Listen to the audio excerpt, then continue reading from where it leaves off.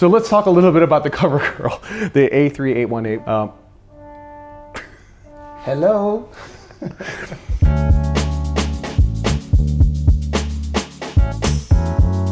What's going on, guys? Waco here, and we're here to celebrate the launch of our latest collaboration, in fact. And this collaboration, of course, is a big salute to 1971, the birth year of the famous Cover Girl, right? The A3818, the icon, and of course we made the first revival of the Cover Girl last year. But this year we're coming with something even more high concept. So Julian, I believe am I correct that this watch is in lightweight, airweight, grade 5 titanium, is that correct? Yes, absolutely. It's titanium. And it's the first time we do it on such an iconic collectible watch. As you know, we had this very successful edition last year together. And now this one in titanium is just incredible. It's going to be only 250 pieces available. Let's talk a little bit about the Cover Girl. The A3818 is one of the most iconic Zeniths ever created. All right, it was born in 1971. It had a tonneau-shaped case. It had a very beautiful dial, which was a Superman blue, as I believe the collectors call it. And it, of course, appeared on Mr. Rossler's book on Zenith.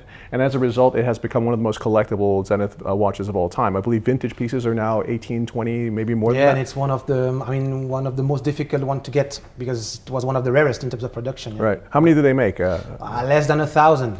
Yeah.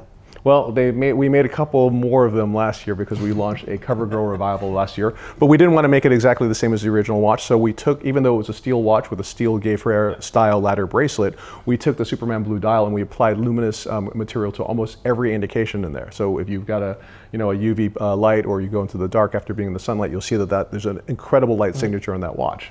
And we said to ourselves, we did a steel version on a ladder bracelet. Why not doing something that has never been done before in terms of materials, so titanium grade 5?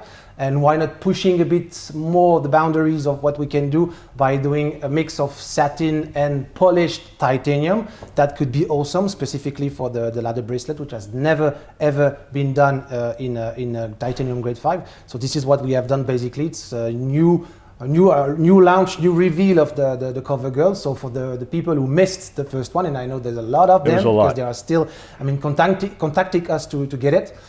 There will be a second chance to get this second edition or this second chapter that we are creating together, and I'm more than pleased to be able to reveal this one. So this watch is really cool. We love it because in principle it looks kind of like the vintage Cover Girl, or even a little bit like the revival we did last year, but until you pick it up.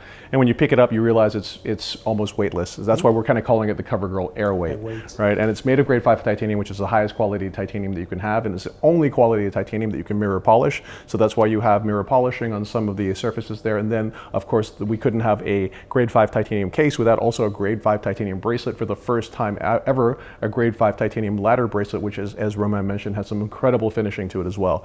This watch will be released in a small run of 250 pieces, and I'm now going to give you Sumit's personal mobile number. If you're interested to get one, you can just telephone him directly any time of the day, any time of the night. Feel free, and then I'll give you his personal email address and his Instagram account or anything like that. If you don't get through with him on the phone, just message him on Instagram, or DM him on Instagram, or just email him, right? I'll give you his home phone number too, and then the phone number of his parents in New York. Oh, I know, I'm just joking.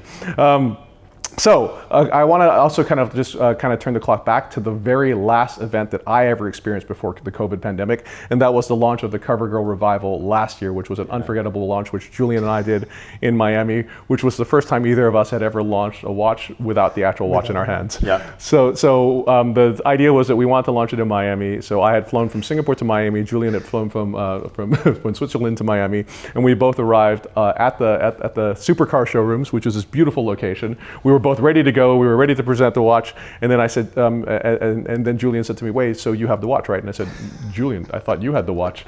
And in fact, Romain had the watch. I had the watch. He kept it in the Swiss mountains Exactly. when we were in Miami. Exactly.